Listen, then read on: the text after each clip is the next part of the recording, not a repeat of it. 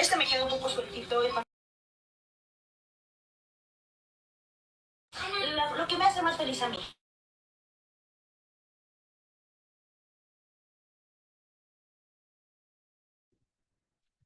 Buenas noches, en 2 minutos empezamos.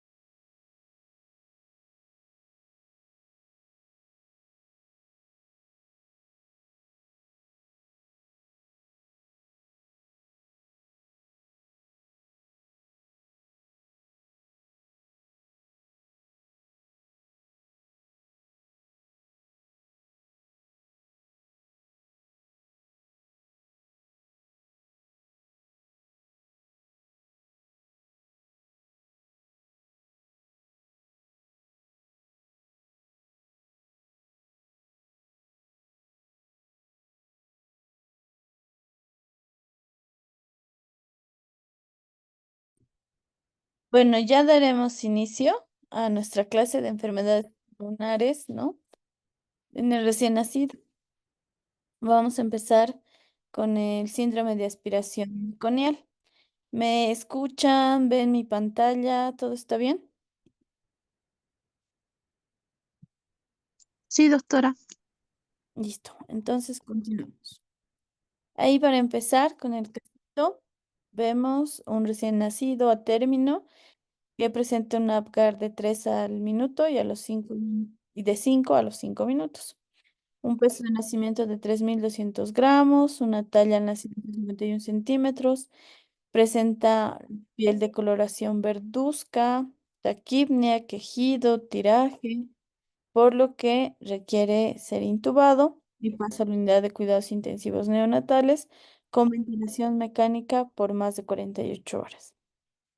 Al examen físico, este recién nacido se encuentra intubado con ventilación mecánica, está hipotónico, global, la cabeza con un perímetro cefálico de 35 centímetros, su frontera está normotensa, sus pupilas poco reactivas, con tendencia a la midriasis, sus reflejos miotáticos están 2/4, no presenta reflejos arcaicos y está con alimentación por sonda orogástrica con una tolerancia parcial. En la radiografía de tórax se observa un infiltrado parchado, un aumento del diámetro posterior y aplanamiento del diafragma. Entonces, vamos a ir viendo de qué podría tratarse. Vamos a hablar de síndrome de aspiración meconial.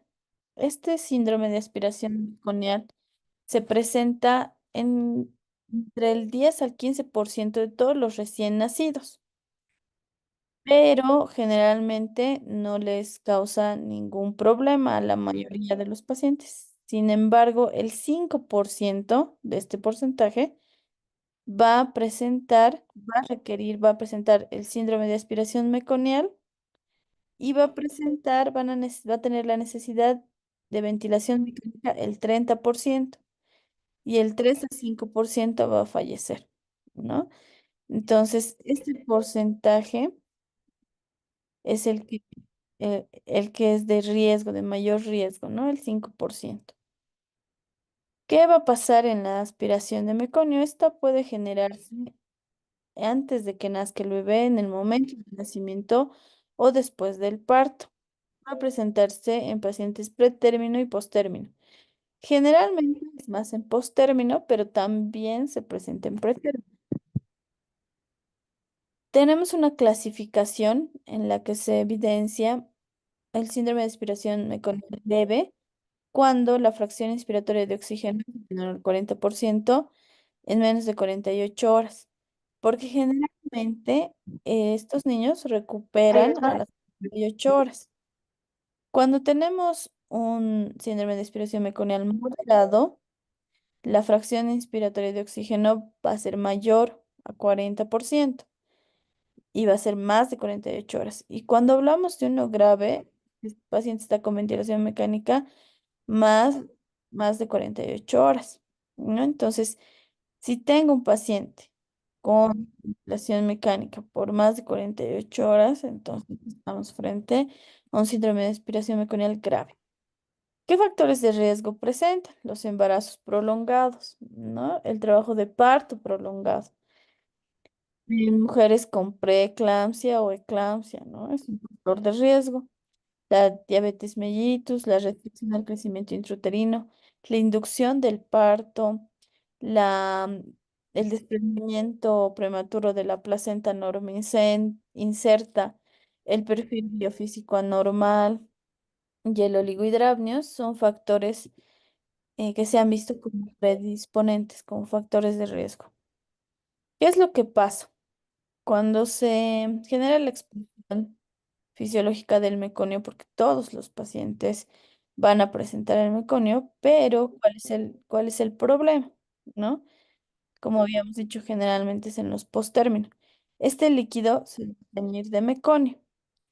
Cuando tengo un paciente que está en hipoxia, que hay alguna alteración en el cordón, también se va a generar la expulsión de meconio. Entonces, esto me va a generar esto, que el líquido amniótico va a estar con meconio, pero puede pasar dos cosas. Puede haber una aspiración postparto del meconio o puede haber una aspiración intrauterina.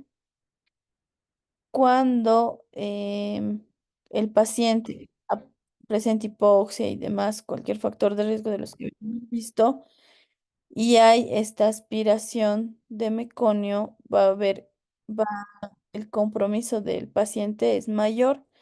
¿Por qué? Vamos a ver más adelante. Esta aspiración del meconio va a generar obstrucción de las vías respiratorias periféricas y también de las vías respiratorias proximales. Cuando se generan las periféricas sobre todo, va a haber cuando está de manera completa, la telectasia. Y esta telectasia va a generar un desequilibrio entre la ventilación y la perfusión. Cuando es parcial, va a haber como un efecto de válvula. Entonces va a entrar el aire, pero no va a salir.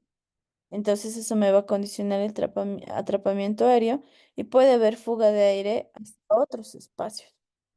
Entonces esto, la obstrucción de las vías respiratorias proximales, ¿no? Que son las primeras, me van a generar también el atrapamiento aéreo y esto va a generar acidosis, hipoxemia, hipercapnia. Como decíamos, si mi paciente está en hipoxia, va a generarse el meconio, va a haber la remodelación de la vascularización pulmonar, me va a llevar a lo mismo, a la acidosis, hipoxemia y la hipercapnia. Además, el meconio es tóxico, entonces me va a generar una neumonitis química, ¿no? Y esto me va a generar inflamación. Mm. Además, esta acidosis, hipoxemia me va a generar hipertensión pulmonar persistente y de ida y vuelta, ¿no? Más hipertensión, más hipoxemia, más hipertensión y así. Entonces, ¿qué voy a ver? Sobre todo voy a ver dificultad respiratoria, voy a ver apnea, tiraje, quejido y cianosis. Cuando es parcial, habíamos visto que se va a generar este atrapamiento aéreo, entonces puede presentarse neumotórax, neumomediastino o ambos casos. Este tórax va a estar hiperdistendido porque hay ese atrapamiento aéreo. Y generalmente la mejoría debería darse en las 48 horas, pero se puede extender hasta 72 horas, si no es de mal pronóstico. ¿Qué voy a ver en la radiografía? Voy a ver infiltrados en parches, eso se ve así como manchitas, no en parches. Una banda gruesa se forma cuando hay atelectasias, cuando hay lugares que ya no hay nada, no hay la ventilación y la oxígeno, entonces se forma como atelectasia. El aumento del diámetro anteroposterior. Si ustedes ven, sus costillitas están horizontalizadas. Entonces, se está hiperinsuflando y por eso va a haber un aumento en el diámetro anteroposterior. Y el diafragma se va a empezar a... Entonces, esas características voy a encontrar en síndrome de aspiración meconial. ¿Qué debo hacer? Las medidas generales, no mantener la temperatura, las condiciones adecuadas para el paciente. Si mi paciente, debo valorar si mi paciente da intubación y aspiración, ¿no? Generalmente es cuando el paciente, cuando el recién nacido está deprimido. Vamos a encontrar que va a haber hipotonía, que va a haber bradicardia, disminución de la fuerza respiratoria. Y en esos casos sí voy a intentar intubarlos y aspirarlos. En los casos que son leves, no voy a necesitar hacer eso. Si es severo, va a necesitar aplicar agente tensioactivo porque eso me va a mejorar la ventilación. Y no está indicado los antibióticos. Muchos piensan, pero el meconio son heces, entonces debería darle antibiótico, pero recordemos que estaba en un lugar estéril. Entonces, no me está generando un proceso infeccioso. Sí se puede complicar con un proceso infeccioso posteriormente, la manipulación y demás, sí, pero no por el meconio. Entonces, no está indicado el antibiótico. Se puede utilizar el óxido nítrico y también el surfactante porque igual puede ayudar a generar la relajación y la distensión de los alvéolos. En los casos severos en los que no responde a esto inicialmente, puedo utilizar el ECMO o el BAF, ¿no? El ECMO es la administración en realidad, ¿no? Y el apoyo que va a recibir el pulmoncito para oxigenarse, ¿no? ECMO significa oxigenación por membrana extracorpórea. BAFO es la ventilación de alta frecuencia oscilatoria, ¿no? Que son más invasivos y son más difíciles de hacer el manejo. Pero esto se va a utilizar cuando el síndrome de aspiración meconial es refractario, no responde a lo previo. ¿Cuáles son sus complicaciones? Va a presentar la hipertensión pulmonar, ¿no? Frente del recién nacido. También se va a presentar la neumonitis química y el neumotórax o neumomediastino. El pronóstico va a depender de la afección del sistema nervioso central y esta va a depender del tiempo de asfixia que ha presentado el paciente, ¿no? Si ha sido mucho tiempo, tiene que reanimar, se ha generado hipertensión pulmonar. Obviamente, el cerebrito, el sistema nervioso central de nuestro paciente está afectado y eso nos va a afectar en el pronóstico del paciente, va a ser de más. Se ha visto que puede la hipertensión pulmonar quedar como daño residual y este resolverse o mantenerse más bien entre 5 a 10 años con tos, sibilancias, hiperinsuflación. Entonces, estos pacientes pueden tener secuelas. Cuando hablamos de la hipertensión pulmonar persistente o también llamada persistencia de la circulación fetal, debemos considerar que generalmente de causa idiopática, pero también puede ser secundaria a un defecto de producción del óxido nítrico. Si hay, si hay deficiencia de esta sustancia, entonces va a haber menos actividad de alveolar, entonces eso me va a generar que haya esta hipertensión pulmonar. Y generalmente se presenta en los recién nacidos a término o postérmino, con una incidencia de 1 en 500 recién nacidos o 1 en 1500 nacidos. ¿Cuáles son los factores predisponentes?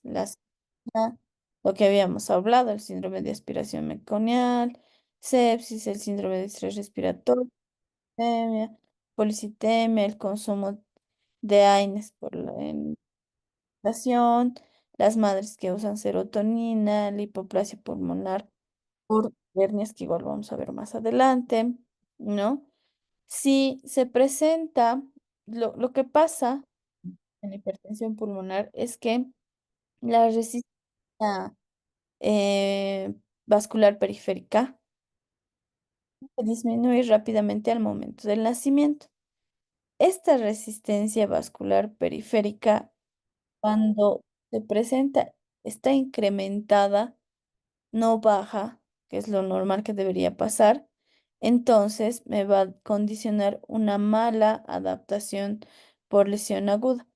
Esta resistencia que va a generarme la hipertensión también se debe a un aumento grosor de la capa media de las arterias pulmonares, porque para, para que haya la presión normal, tiene que haber el contenido y el que lo contiene.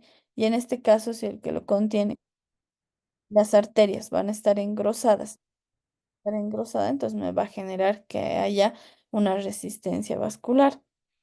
También la pulmonar, si mi pulmón no ha desarrollado, entonces hay un desequilibrio.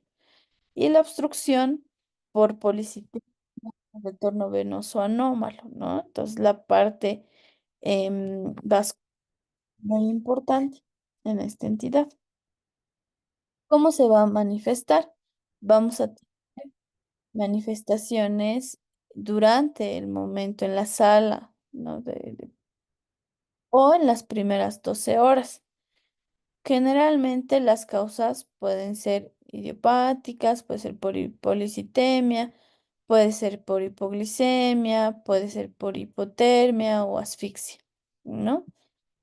Entonces, si, si la hipertensión pulmonar va a ser secundaria a meconio o va a ser secundaria a neumonía o aerospacia, va a ser más severa, porque va a haber cianosis, va a haber quejido, va a haber aleteo, tiraje, taquicardia, ¿no? Y puede llegar nuestro paciente a hacer un shock. ¿Qué es lo que también pasa como una manifestación? Es que se genera la isquemia a nivel del miocardio. Isquemia en el miocardio va a haber la insuficiencia que se genera por la alteración de los capilares. Esto me va a condicionar una ventricular de los dos ventrículos y me va a llevar a un choque cardiogénico, porque va a disminuir el flujo sanguíneo pulmonar, va a disminuir la perfusión tisular y va a disminuir el aporte de oxígeno. Entonces, cuando es secundario a estas causas que son más severas, pues mi paciente va a fallecer. Que cualquier alteración, ¿no? que me genere es un incremento de la resistencia vascular periférica y una disminución de la resistencia vascular sistémica, ya sea por problemas vasculares, por problemas en el corazón o en el pulmón. Por ejemplo, las vasculares, que son los cambios estructurales, la reactividad alterada, ¿no? Con respecto a la dilatación o a la contracción del músculo, más bien de los vasos, ¿no? O en el corazón, la sobrecarga de la presión del ventrículo derecho, la hipotensión del ventrículo izquierdo, ¿no? Me van a condicionar. pero también me van a condicionar a hipoxia, hipercapnia, acidosis. Veamos, igual en el síndrome de expiración meconial. Y el pulmón, cuando hay un menor volumen pulmonar, menor distensibilidad o hay un aumento de la derivación intrapulmonar, a lo mismo. Y esto me va a llevar de derecha a izquierda, ¿no? En el conductente o en el oval. Entonces, esto va a generar ese desequilibrio. Y nuevamente, viendo, eh, ahora sí me escuchan mejor. Ok, a ver, vamos a ver aquí. Muy bien, bueno, continúo. Entonces, por este cortocircuito, generar igual, lo mismo. Entonces, todo es como un círculo vicioso y, si se dan cuenta, es multisistémico. ¿Qué vamos a hacer el diagnóstico? Vamos a encontrarlo así entrecortado. Debe ser el clima, no sé, a ver aquí. ¿Algunos sí me escuchan bien? Le escuchamos, doctora, un recortado. Sí, La pantalla doctora, bueno, un también. Pues se escucha poquito sí, bien, doctora. pero en lo general bien. Se escucha bien. Mm, Entrecortado, doctora. Se escucha, Sí, se tal escucha vez de bien. algunos sí entrecortado y de otros bien. Tal ahora vez sí el es. problema es de cada uno, tal vez. A Yo lo escucho ver. bastante bien, doctora. Es el wifi de Pero otros. sí se entiende, doctora. Debe ser de algunos que está mal su señal, ¿no? Porque todos me tendrían que escuchar mal si fuera el mío. Ya mejorado, doctora. Continúe. Ok, entonces, ¿qué tenemos que ver? Tenemos que ver que el recién nacido va a presentar cianosis e hipoxemia y generalmente no responden al oxígeno. Porque si yo le pongo oxígeno, no, y el problema es la presión, entonces no voy a poder mejorar esta ventilación. Y el gradiente, se ha visto que este gradiente de la presión arterial de oxígeno preductal y postductal, el preductal es de la arteria radial derecha y el postductal es de la arteria umbilical, está mayor a 20 milímetros de mercurio, se considera que este paciente tiene un cortocircuito o un shunt derecha-izquierda, ¿no? Del conducto arterioso. Entonces, por eso es útil hacer un ecocardiograma, porque voy a poder medir las presiones, y también a nivel cardíaco voy a ver qué está pasando. Va a haber un aplanamiento sistólico del tabique interventricular. Cuando veo eso, es que es severo, que este paciente puede llegar a fallecer. Y puedo ver un cortocircuito bidireccional, la presencia de un conducto arterioso persistente o un agujero oval permeable. Y esas ser las causas de mi hipoxemia, mi cianosis, que no responde al oxígeno. El diagnóstico, ¿no? Igual para el diagnóstico, también debo considerar a la displasia alveolo capilar, que generalmente tiene un componente autosómico recesivo. Este se genera por alteración, ¿no? El desarrollo lobular inmaduro. Va a haber una reducción de la densidad capilar y se va a manifestar en las primeras 48 horas o en algunos casos después de los 6 meses. No me va a dar alteraciones también a otros niveles, en el 80% en otros órganos. Y se ha visto que está asociado en el 40% a la mutación del factor de transcripción del FOXFI. El 14% no va a responder incluso a ECMO. Entonces, si no hay una buena respuesta a la ventilación, mi paciente puede llegar a fallecer. En el ductus, en la displasia alveolo capilar, también vamos a tener la hipertensión pulmonar idiopática, la hipoxemia profunda y la enfermedad pulmonar parenquimatosa. Estas son las que me van a generar eh, van a dar la displasia alveolo-capilar.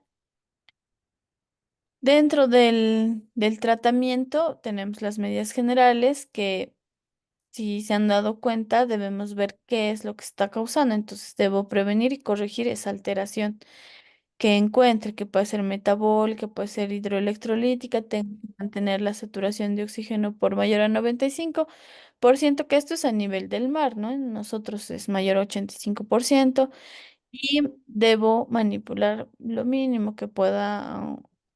En realidad, en general, todos los neonatos se los debe manipular lo menos posible.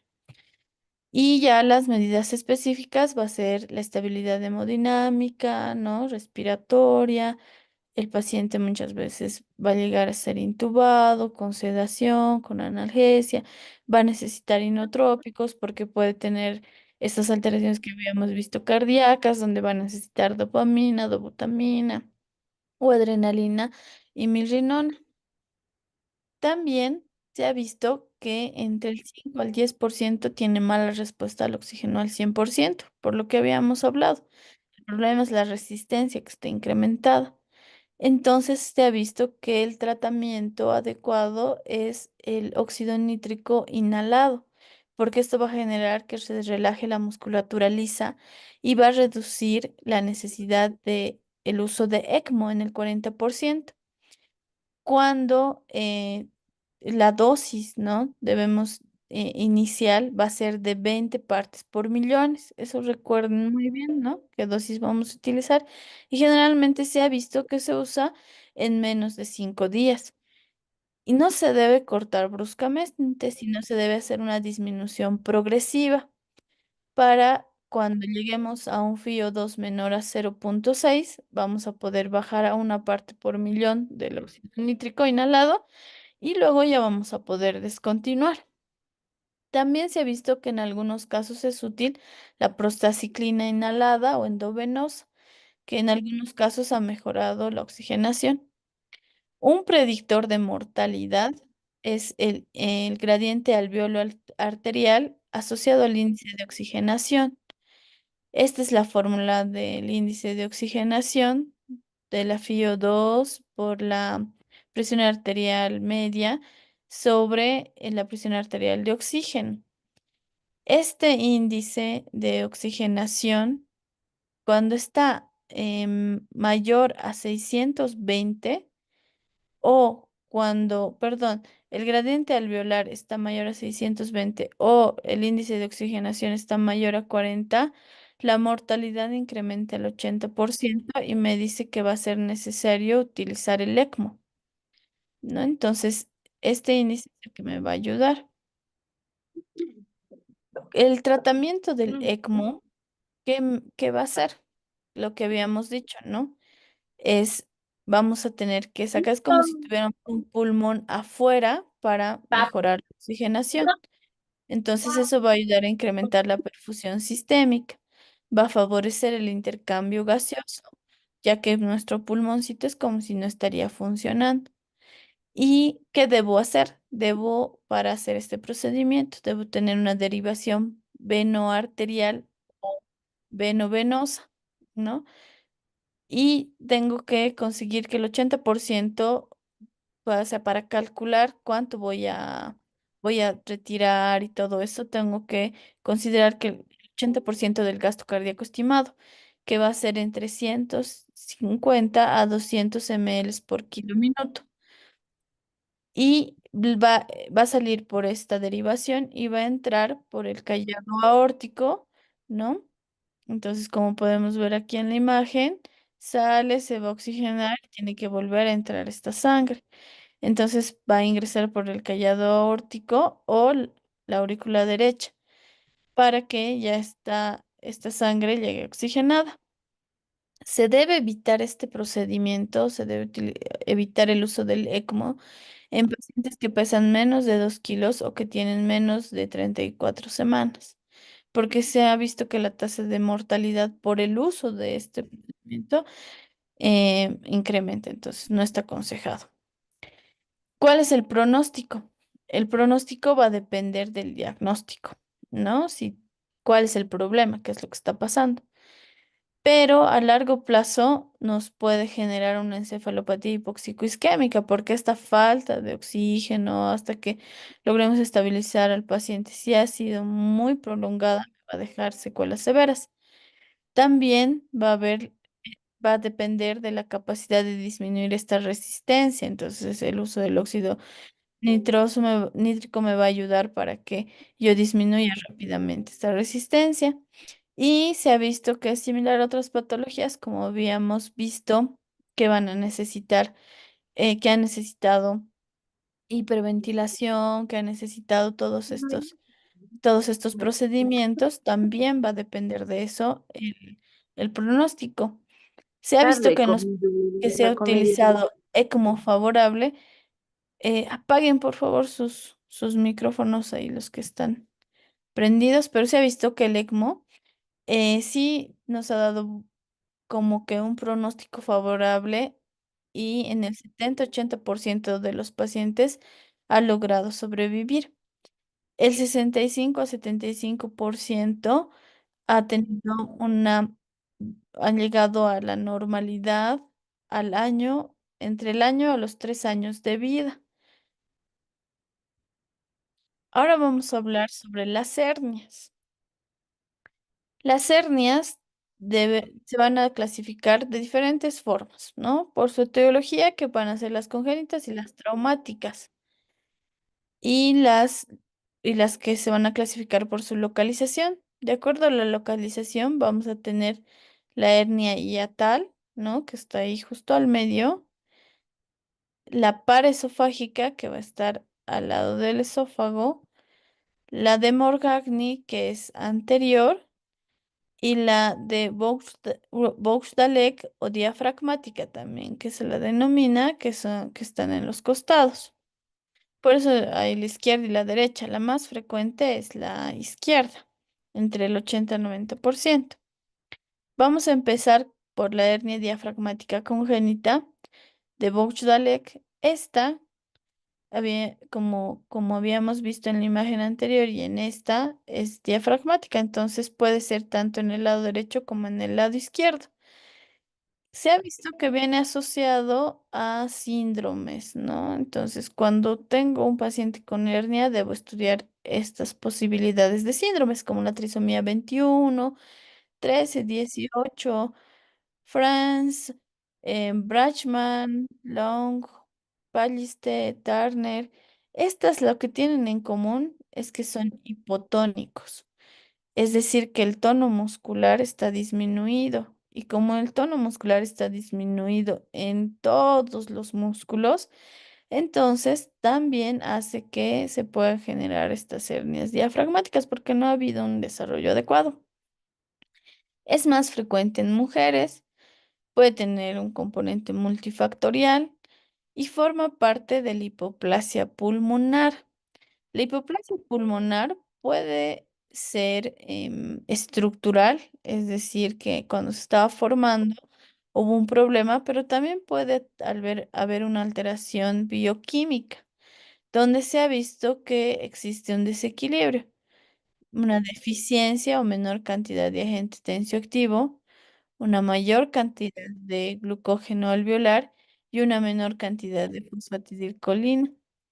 Esto recuerden muy bien, este desequilibrio en estas sustancias me va a generar la hipoplasia pulmonar y eso va a generar que pueda existir en el momento de la formación, una mal rotación intestinal y bueno, me va a dar lugar a la apnea diafragmática.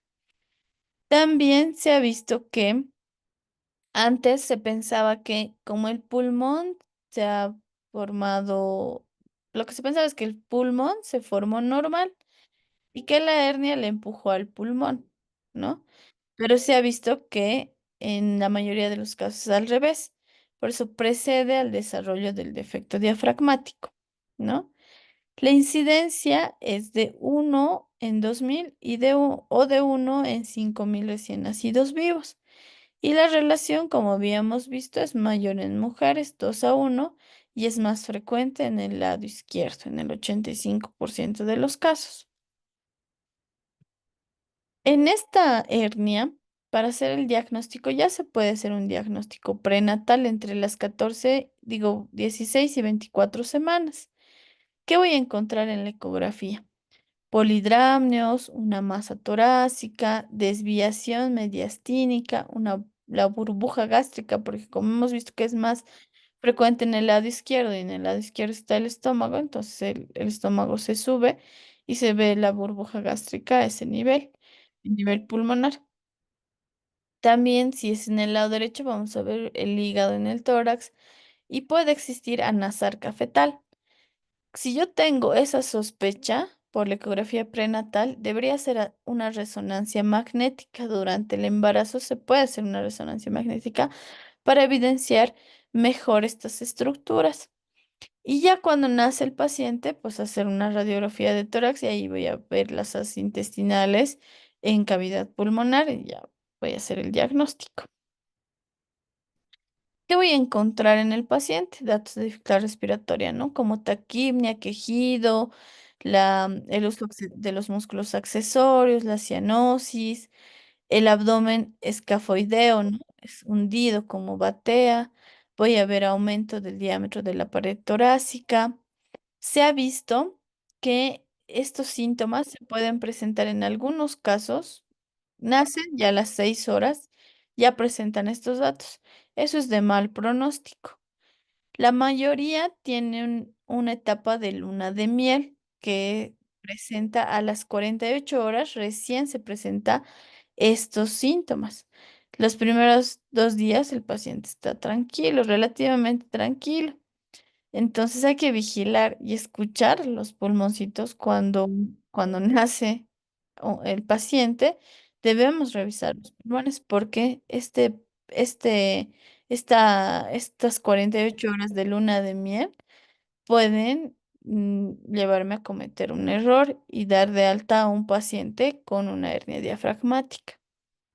¿Qué otros signos que son menos frecuentes voy a encontrar? Los vómitos, la obstrucción intestinal, porque si al introducirse a la cavidad torácica el intestino se puede obstruir, se puede estrangular, puede haber síntomas respiratorios, sepsis, un choque, ¿no?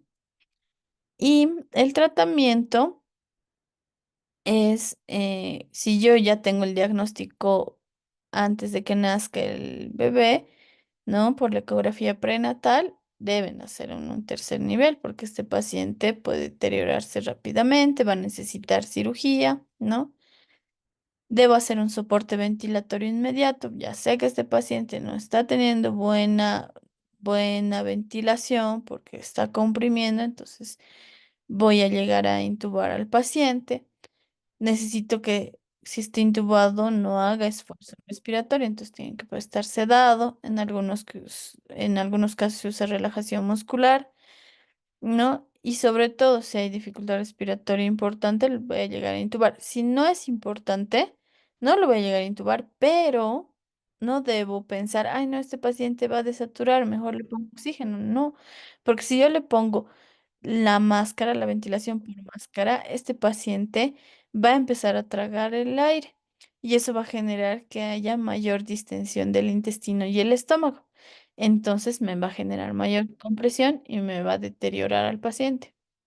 Por eso es que también debo instalarle una sonda nasogástrica para que ese aire que puede estar entrando a vía digestiva salga, ¿no? Entonces, y que ese contenido también esté vacío para que no vaya comprimiendo más la cavidad torácica. ¿Qué debo hacer? Debo manejar a mi paciente con ventilación mecánica, ¿no? En hipercapnia permisiva, con una PIB de 25 centímetros de agua, un PEP de 3 a 5 centímetros de agua, una presión arterial de CO2 que esté entre 65 y 70 milímetros de mercurio y una frecuencia respiratoria entre 30 a 60 por minuto para mantener un pH en 7,3. También puedo llegar a la ventilación tanto lo que habíamos visto previamente, como es el ECMO y también la ventilación de alta frecuencia oscilatoria, ¿no? Que en algunos casos voy a llegar a eso. Para eso voy a hacer lo mismo que ya habíamos visto, voy a tener que la vía central, tengo que instalar, tengo que tener una vía pre y postductal, también voy a necesitar una sonda urinaria, una sonda nasogástrica. Con el ECMO se ha visto que va a depender el pronóstico en relación al peso y a la APGAR del paciente. Generalmente estos pacientes usan el ECMO entre 7 a 14 días. Se ha visto que después de que se haga la reparación, el ECMO no se debe retirar de manera brusca, sino paulatinamente, porque se puede generar hipertensión pulmonar y el incremento de la presión pulmonar, esta hipertensión, me va a incrementar la mortalidad del paciente. También se ha visto que hay un factor predictivo, ¿no? Para ver si es que este paciente va a tener buen pronóstico, buena sobrevida o no, a través de la ecografía fetal. En la ecografía se tiene que medir la relación del radio de la cabecita y del pulmón. Si este radio del pulmón y la cabeza es mayor a 1,4, se considera que la sobrevida es alta, porque me está diciendo que el pulmón es más grande.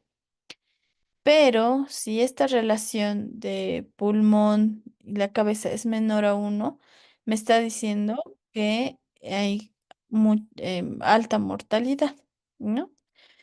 También que el hígado esté en cavidad torácica es de muy mal pronóstico. Puedo tener, en algunos casos se ha visto que la oclusión traqueal intrauterina, ¿no? Que yo ya puedo hacer una cirugía in útero, va a reducir la mortalidad y va a reducir la necesidad de ECMO. Esto va a disminuir la presión hidrostática del líquido pulmonar fetal. Voy a, con esta presión hidrostática del líquido pulmonar fetal, se va a lograr que exista un crecimiento y una maduración pulmonar.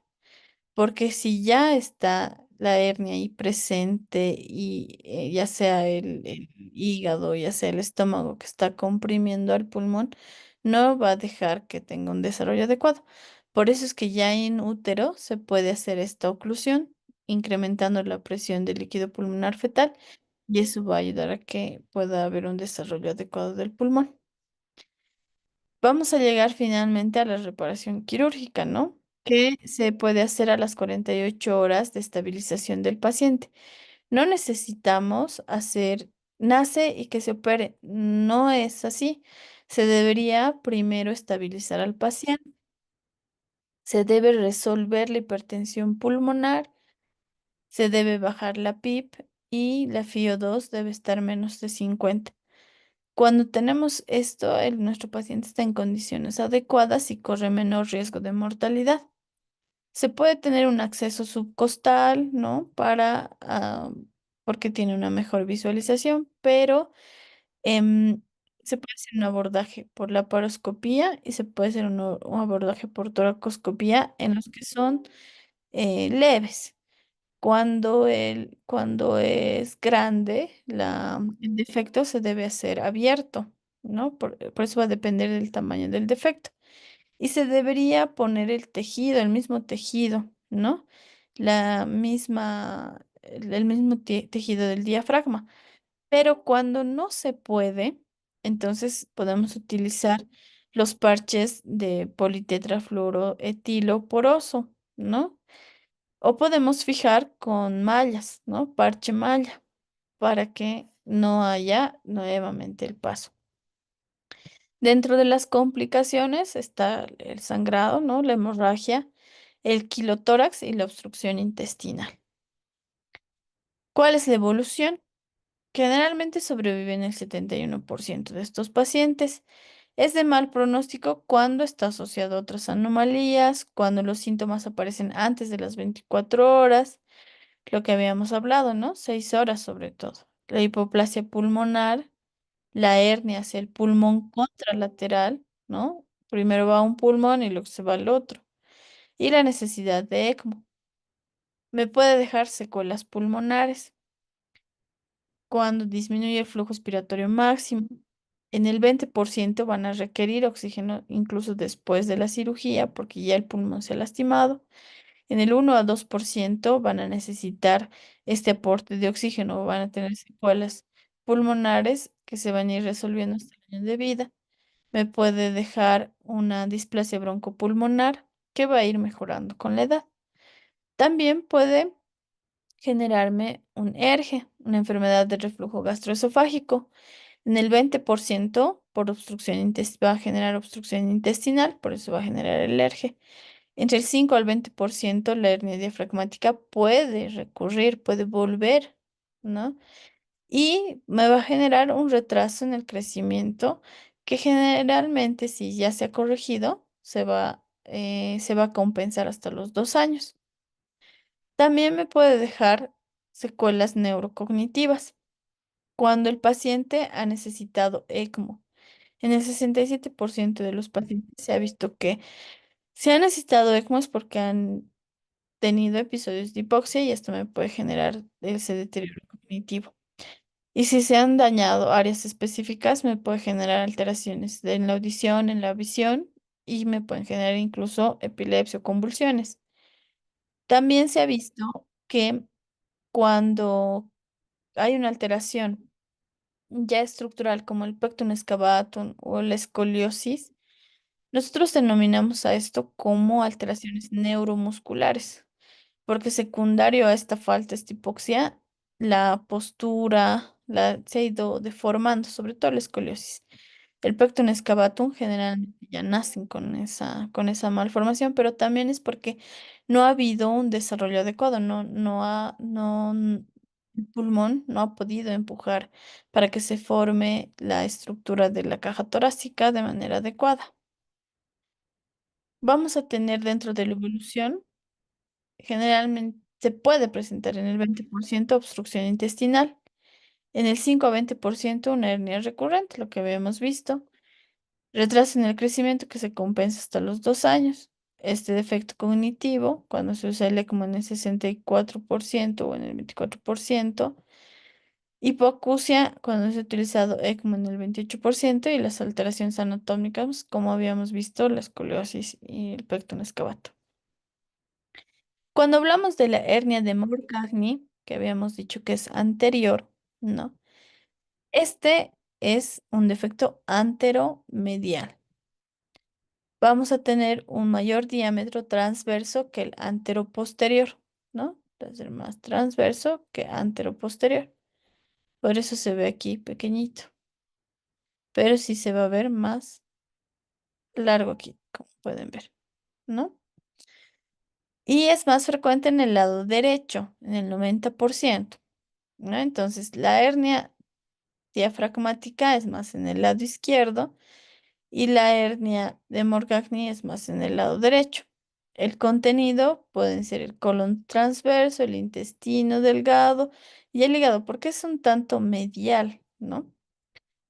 Generalmente es asintomático, porque es pequeño este espacio. Y se va a diagnosticar por tomografía o resonancia magnética de tórax. Nos va a confirmar si yo hago una radiografía y veo ahí una imagen extraña, pues tengo que hacer una tomografía para realmente corroborar el diagnóstico. Los síntomas que me va a dar son infecciones respiratorias recurrentes, tos, vómitos, reflujo, incarceración, que es un poco raro, pero puede presentarse. Y la resolución es quirúrgica por laparoscopía, ¿no? Puede ser cerrada o abierta, se recomienda que sea, mientras menos invasivo es mejor, ¿no? Por vía laparoscópica y no tanto abierta. La hernia paraesofágica, ¿no? Como su nombre lo dice, está al lado del esófago. Esta hernia es un tanto peligrosa, por eso debe ser de resolución inmediata. ¿Por qué? Porque se genera en la unión gastroesofágica, ¿no?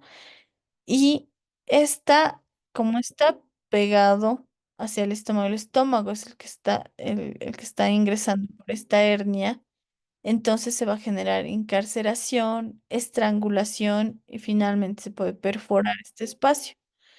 Por eso es que lo diagnostico y lo tienen que operar inmediatamente. ¿Cuáles son los factores de riesgo? ¿En quiénes se presenta esto? En los pacientes que han sido sometidos a funduplicatura de Nissen. Porque en la funduplicatura de Nissen el manejo, o más bien la cirugía, es a este nivel. En los pacientes que tienen eje severo, ¿no? Les hacen la funduplicatura de Nissen y ahí es que al rotar esto pueden generar esta hernia o cualquier otro abordaje diafragmático, ¿no? Es, es raro, pero se puede presentar. Las eventraciones, que no vienen a ser hernias, sino simplemente es la elevación anormal. ¿Por qué se debe? Por el adelgazamiento del músculo diafragmático. Generalmente son asintomáticas y el manejo es conservador porque este músculo diafragmático va a ir mejorando, va a ir desarrollando, entonces se va a ir fortaleciendo y se va a resolver solo. Las causas son generalmente es congénita, va a haber un desarrollo incompleto muscular o tendinoso central y va a haber un desarrollo anormal del frénico, ¿no? Entonces puede ser el músculo, puede ser el tendón, puede ser el nervio, que está mal desarrollado y que por eso hay esta elevación anormal. Los diagnósticos diferenciales son la parálisis diafragmática, la hernia diafragmática, la lesión por tracción o lesiones iatrogénicas.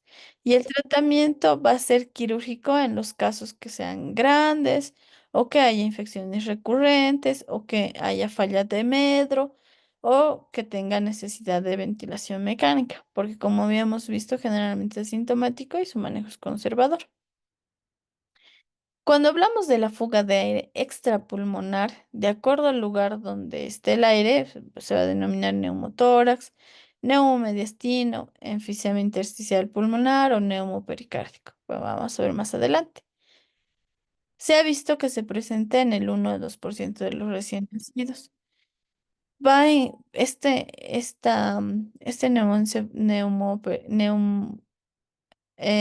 más bien la fuga, ¿no? Porque puede ser como vamos a ver más adelante, neumoperitoneo, ¿no? Y demás, esta fuga de aire se va a generar por las enfermedades, va a incrementar la posibilidad de generarse por enfermedades pulmonares, por la necesidad de utilizar el bafo o por anomalías urinarias. ¿Qué es lo que pasa? Va a haber la hiperinsuflación o la hiperdistensión que me va a generar la ruptura alveolar. Si hay esta ruptura alveolar, va a haber fuga de aire, ¿no? Pero ¿por qué va a generarse esta ruptura alveolar también? Puede ser espontánea, puede ser por enfermedades pulmonares, puede ser por problemas traumáticos, puede ser por la aspiración de meconio o puede ser por la obstrucción bronquial. Esto también me puede generar la hipoplasia pulmonar, que va a generar la disminución de la superficie alveolar o la disminución de la distensibilidad de los pulmones, que va a afectar los movimientos respiratorios fetales, va a generar una lesión ocupante del espacio pulmonar o también por las anomalías y va a generar una anomalía torácica. Entonces, si yo tengo esta acumulación de aire en el mediastino, se va a llamar neumomediastino.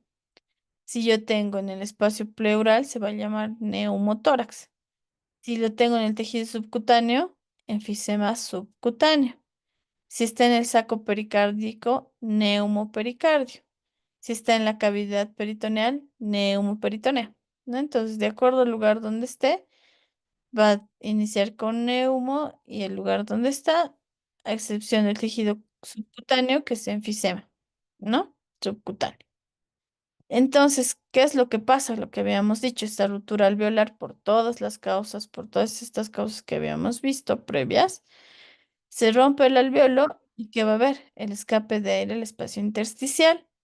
Este escape de aire también va a ir a las vías aéreas de pequeño calibre, va a ir al tejido conectivo perivascular y peribronquial y al hilio pulmonar, porque el aire va a poder viajar por todos estos espacios.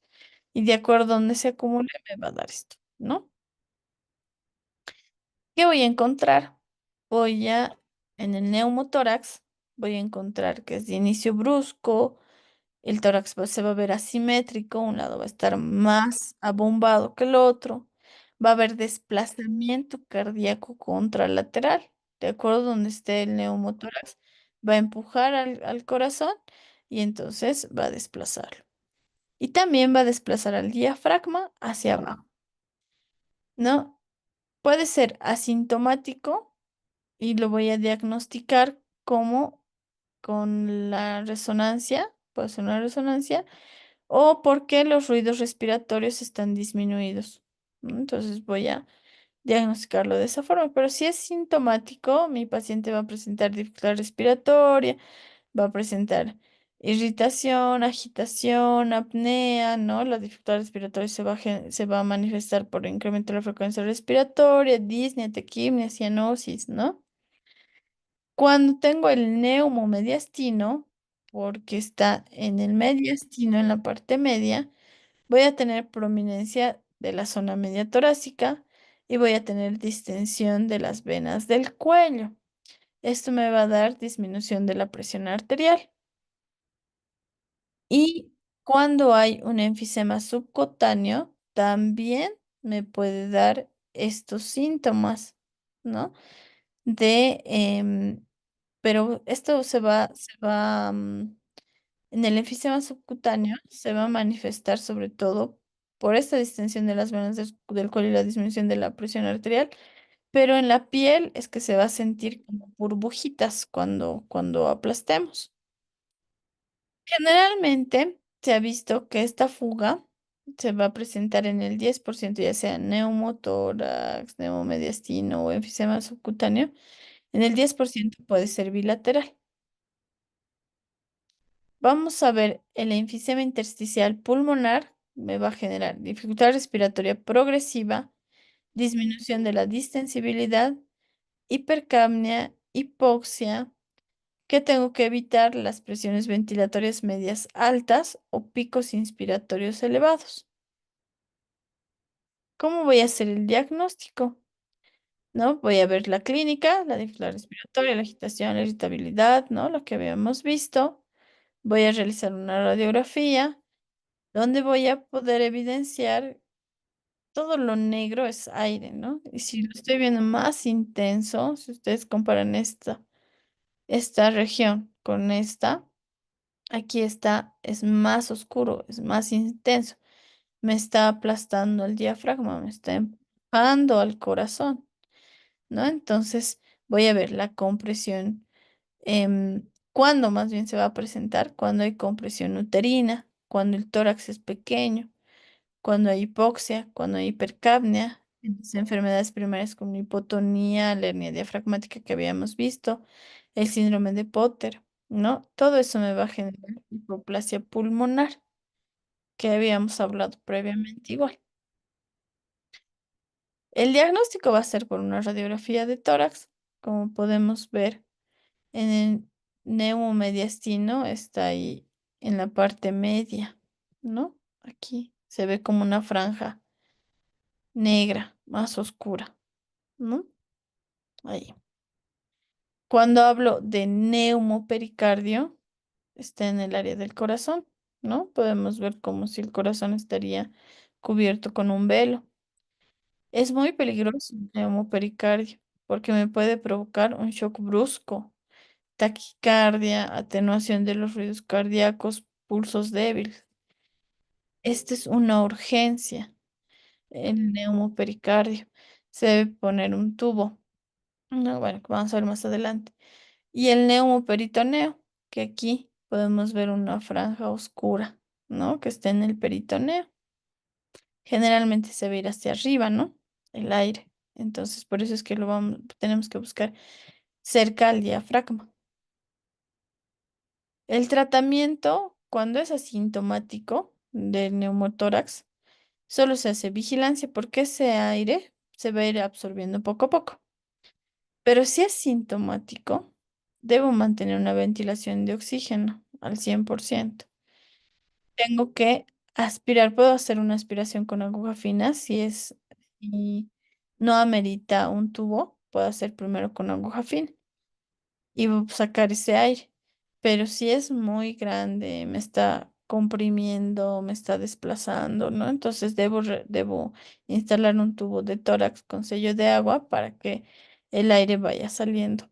Porque si yo hago una descompresión brusca, rápida, puedo generar que el pulmón sangre. Entonces tiene que ser paulatino, lentamente. ¿Sí? Ahora vamos a hablar de la hemorragia pulmonar. En la hemorragia pulmonar es con alto riesgo de mortalidad, ¿no? Porque si ya está sangrando el pulmón, se va a lesionar. Y se ha visto que el 15% en las autopsias han fallecido a las 2 semanas. La incidencia se presenta de 1 a 4 por 1000 recién nacidos vivos. El 75% eran en recién nacidos que pesaban menos de 2,5 kilos. Se ha visto que la indometacina nos puede reducir la incidencia, ¿no? Porque vamos a evitar este parto prematuro y mi paciente va a pesar más, ¿no? ¿Cuáles son los síntomas? Dificultad respiratoria. Como la sangre es líquido, entonces se ve blanco. Por eso se ve así como si no tuviera pulmón. Me va a dar el síndrome de estrés respiratorio. El edema hemorrágico pulmonar se va a manifestar porque va a haber una fuente de sangrado, va a estar sangrando un sangrado activo y o un cortocircuito del conducto arterioso. También vamos a presentar cianosis, distensibilidad pulmonar, hipercapnia, hipoxia, ¿no? Porque la sangre no está dejando que ese pulmón funcione. Generalmente ese sangrado es alveolar en el 65%. Por eso es que al principio se ve así como una imagen granular. Las causas son por infecciones pulmonares, por la asfixia, el síndrome de estrés respiratorio, la ventilación asistida, la comunicación, la persistencia del conducto arterioso, las enfermedades hemorrágicas, la trombocitopenia, los errores congénitos del metabolismo, lesión por frío, la administración de agente tensioactivo. Esto del agente tensioactivo se ha visto como un efecto adverso, ¿no? Del surfactante que puede generarse el sangrado. Pero cuando ya se ha generado el sangrado, puedo utilizar el agente tensioactivo como tratamiento, ¿no? Entonces, si yo tengo un paciente que necesita factor tensioactivo, tengo que administrarle, pero tengo que saber que uno de los efectos adversos de este factor tensioactivo es que pueda generarse un sangrado. Pero si ya tengo un paciente que ya sé que está con una hemorragia pulmonar, entonces puedo administrarle el agente tensioactivo. Parece una paradoja, ¿no? Pero sí nos ayuda el factor tensioactivo cuando ya hay la hemorragia. Obviamente debo reponer la sangre, debo aspirar ese sangrado. Puedo utilizar epinefrina endotraqueal porque sabemos que es vasoconstrictor. Puedo utilizar la ventilación que habíamos visto, ¿no? El BAFO, que es la ventilación de alta frecuencia oscilatoria, porque va igual a generar como presión para evitar que haya más sangrado. Y la indometacina profiláctica. Ahora vamos a ya concluir con el repaso. Recuerden el caso clínico.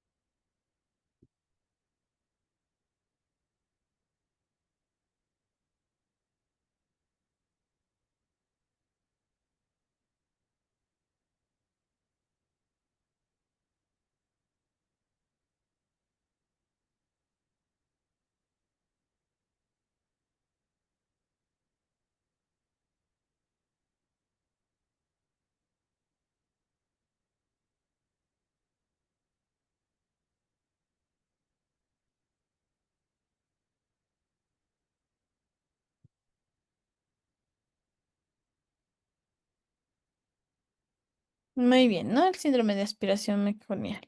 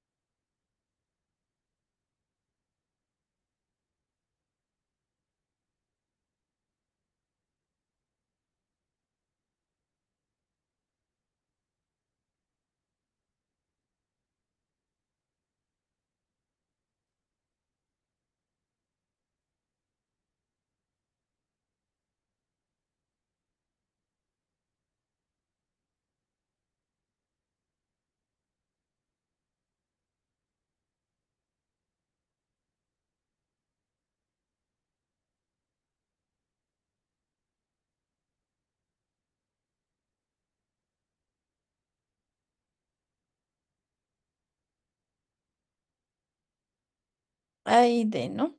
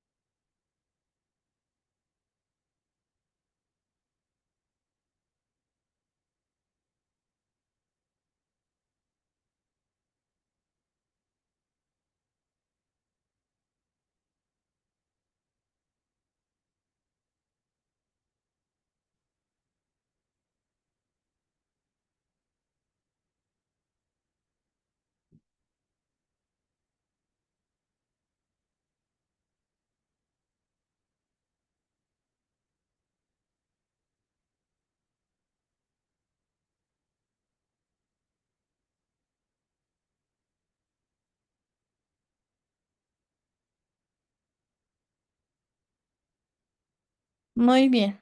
Entonces hemos terminado. Nos vemos hasta la siguiente clase. Doctora, disculpe, no recuerdo qué significa el ECMO. No sé si podría repetirlo, por favor. Ya. El ECMO es la oxigenación por membrana extracorpórea, ¿no? La S extracorpórea, ¿no? Lo que habíamos visto que la sangre tiene que ir afuera, ¿no? Y la O de oxígeno, ¿no ve? Y la M de membrana. Es oxigenación por membrana extracorpórea. Gracias, doctora. Listo, hasta luego. Chao, chicos.